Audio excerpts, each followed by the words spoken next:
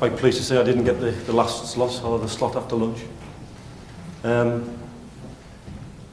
Basically today all I'm looking to do is to spend sort of 20 minutes or so just sharing with you some of my knowledge and some of the experiences I've had as I've gone round and have worked in this industry regarding to how efficiently and how effectively building management systems can be utilised. I did a bit of a poll in the back room earlier to ask a number of people if they'd ever heard of building automation solutions.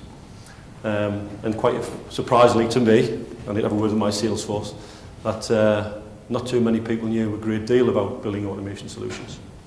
So I just wanted to give you a little bit of a potted history of who we are and where we came from. We are a privately owned company. We're actually probably the biggest privately owned controls company in the UK. We were formed out of a management buyout from Siemens Building Automation Unit. So although we've only been trading for the last 4 years, we've got significant experience in the sector. And all the people who work within the organisation have been in the business for an awful long time. We don't just sell product, as the previous Siemens model was geared up to do. We're here to provide innovative control solutions and technology to help businesses understand their energy usage, reduce emissions, and save money, ultimately. We've got 220 people, a lot of whom have got a lot of experience from a carbon perspective, because BMS is quite key to the whole carbon control.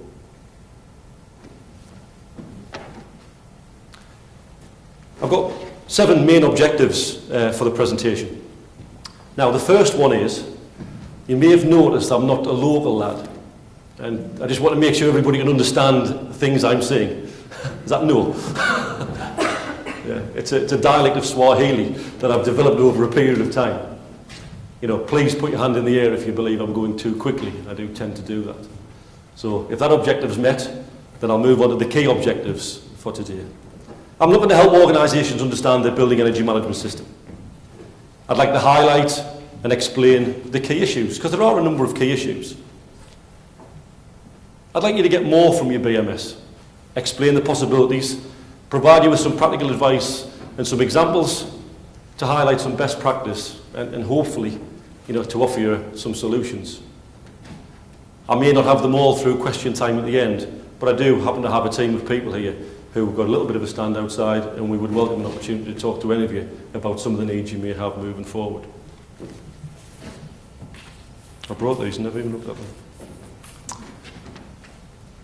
Let me just talk a little bit about the background of BEMS. Building management systems have been employed as long as commercial buildings have existed. For those of you who can't see, that's somebody feeding coal into a coal-fired boiler.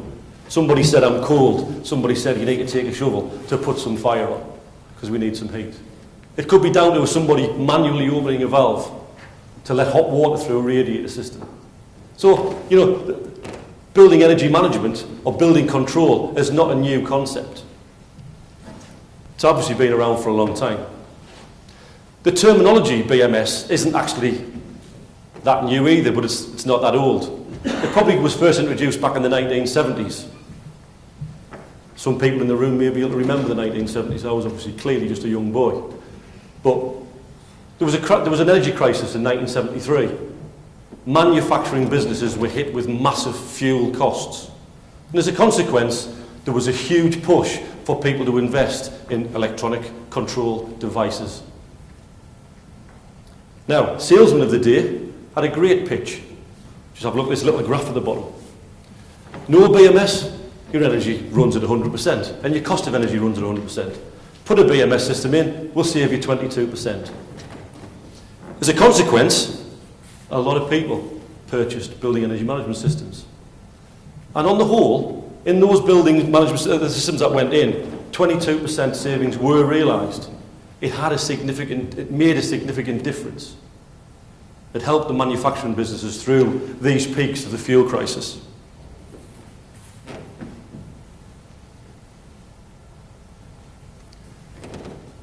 That looks like a building, doesn't it? Somebody in my marketing department said that looked like a building. So that's a building there, for those of you who don't know.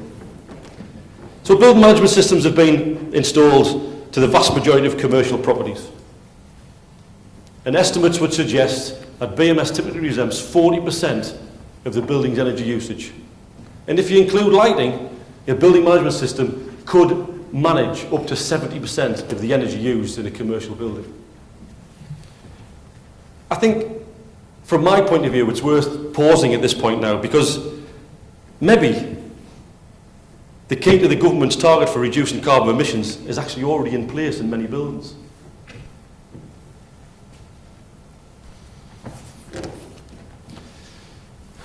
Modern buildings, by design, have building management systems built into them.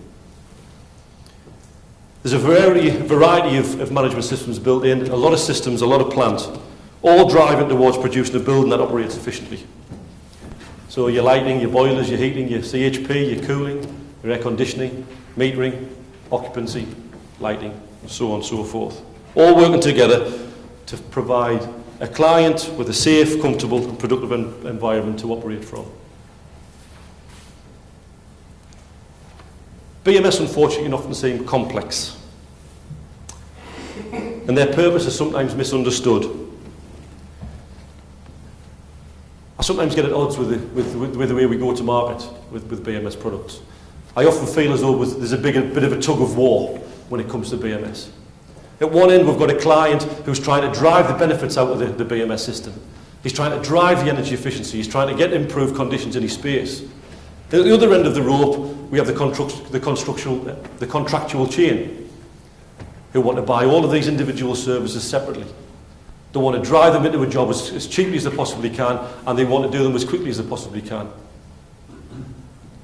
I sometimes genuinely believe that whole contractual construction phase is not allowing a BMS to be used as effectively as it could be. And sometimes it's sat in the corner. People not know what to do, not know where to take it.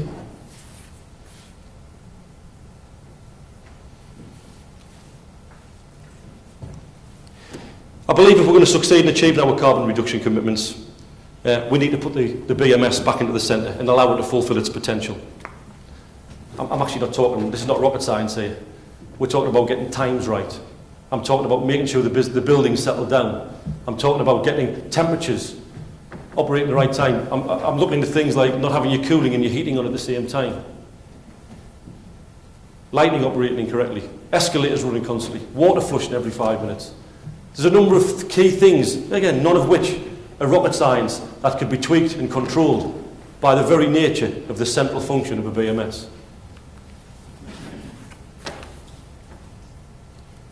Of course, BEMS have developed considerably. They're a lot more user-friendly now. People do have a lot more knowledge and are able to drive these systems a lot easier. They've got huge amounts of capacity these days. Huge amounts of capacity. Again, they're very flexible. Some manufacturers even go into open architectures. BACnet, if those of you who may know, is one of those architectures that allows other manufacturers' equipment to talk to a central BMS. So as a consequence, you're getting more choice. You're getting more opportunity to do the same or better things with different manufacturers' equipment. Unfortunately, they're not plug and play. And the one thing that hasn't changed through all of these technological advances is that the main controllers of these units are manufactured empty. They come as an empty brain. You need application software written specifically, developed, designed. You need some human intervention. You need controls engineers, you need mechanical engineers, you need consulting engineers to draft up all the scheme and all the scope of work to get this system to operate correctly. So, genuinely, it is what you can do with this system that's important. I've got a question for those of you who have, and it's just for consideration, nobody needs to answer. How many of you have upgraded a building management system to the latest technology as a result of the manufacturer coming to you and saying, it's obsolete now, you've got to take it to the next level?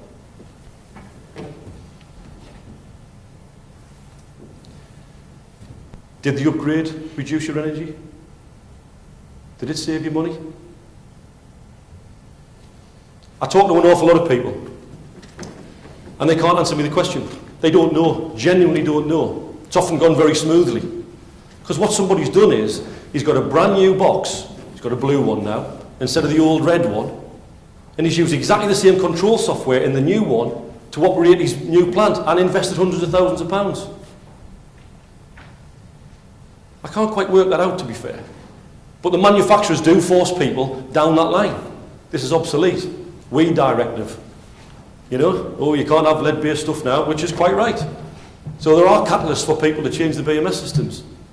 But why should you just put up with the same old, same old? And because of that empty brain, that's what you end up getting, because they can transpose the software quite easily. It's much cheaper to do it that way. Now, my experience is that I believe you need to take a more of a holistic look. It's not a word we use regularly up north. Holistic look at all of your BMS controlled energy consumption. Have an energy audit done. Survey your system. Enhance your system to provide greater energy efficiency. Utilise improved control technologies. You know, variable speed drives weren't out in the 1970s when we were putting the BMS systems in the first time round. There's lots of things you can do. But implement new low carbon strategies. Again, you've got an empty brain to deal with. All we can do is do the right thing with that product.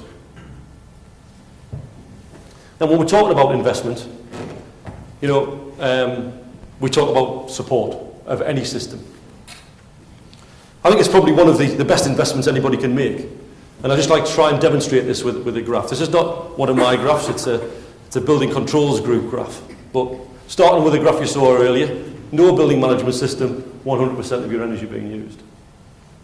Put a building management system in, and you'll save yourself 22%. Don't support the system. All the benefits that you've had as a consequence of setting the system up right in the first instance, you lose. People leave things switched on. People change set points. Plant changes. People put partitions up where there weren't partitions before. Things change. You lose the effectiveness of the building management system. So you need to support it.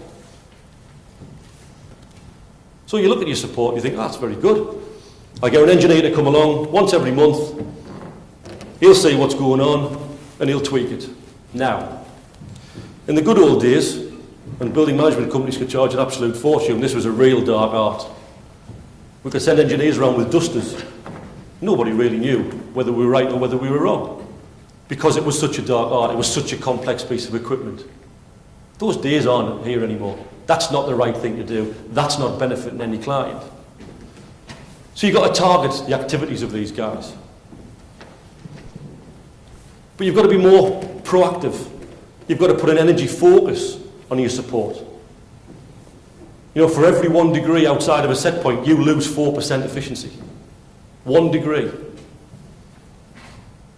So when we talk about support, or when I talk about support, I like to talk a little bit more about intelligent support. Now, these packages are available in the marketplace. We happen to do one if anybody's interested. But it's a combination of remote assistance and condition-based support. It provides you with visible system performance, highlights system errors, targets problem areas, maximising the engineering efficiencies, so when an engineer goes to fix something that's wrong, enhances comfort levels and ultimately saves energy.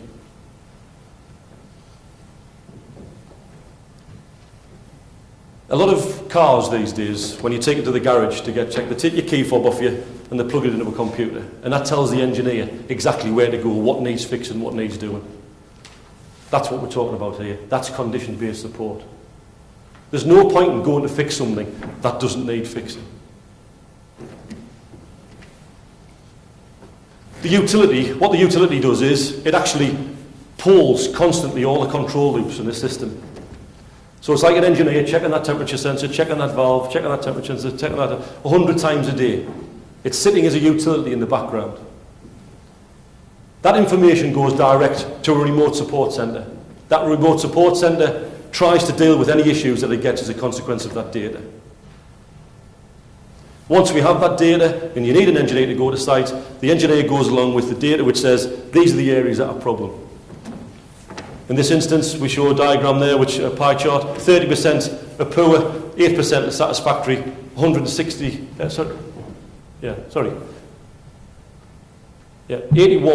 are poor, 23 loops are satisfactory, and 168 are excellent. There's no point in going to have a look at the 168. So again, you can drive manpower out, but you can target people in the right areas. Again, a very powerful tool if used in the right area. It also actually demonstrates value for money as well for clients. Because a client can see what it was like when you started the contract, and a client can see what it was like when you finished the contract, and the improvements and the steps you've made. And again, every time you look at 1 degree away from set point, there's a 4% shift in waste. Okay. Essentially, we've talked about BMS and we've talked about the intelligent support packages that are available in the marketplace. Now I just want to talk to you a little bit about AM&T. I mean, AM&T is, you know, as it stands, very, very important. Building managers always need to be aware of how much energy is being consumed, and knowing where that energy is consumed adds an extra dimension. I think there's a rule of thumb, and some people might say it's more than this, but as a rule of thumb, you can achieve as much as 6% saving by utilising the data that you get from an AM&T package. The benefits are clear. You know, you can identify and explain changes in energy use. You can draw energy consumption trends and benchmark. It gives you you can put alarm data onto a trend. You know, you're outside of that trend, so you need to do something about it. You can diagnose specific areas of wasted energy, develop performance targets for energy management programs. You can also implement programs and track the results.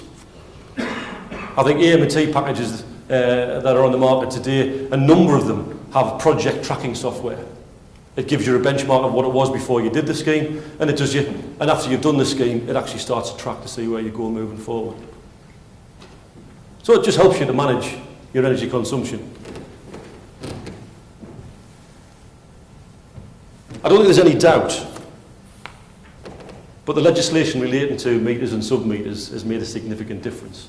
And we all have lots and lots of data available. But advances in metering communications and computer technology have made it easier, and actually in some instances a lot more affordable, to pull data together. And that's just a broad brush, you know, example of how a BMS system can be integrated with directly with electricity meters, gas meters, water meters, pulse meters, whatever they may be.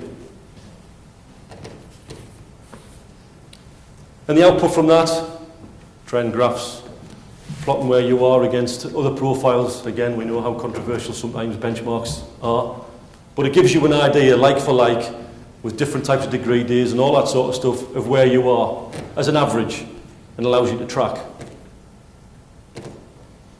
But although it's very important, I think, and I do worry, that the most important part of the energy saving process is often overlooked.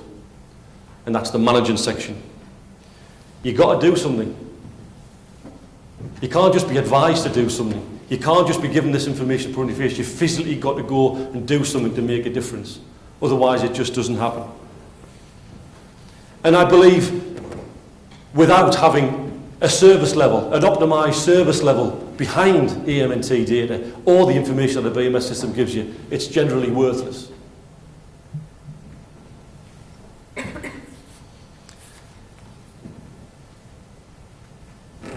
I think just in summary, clearly we're all aware that businesses will have to take action to reduce carbon and improve energy efficiency.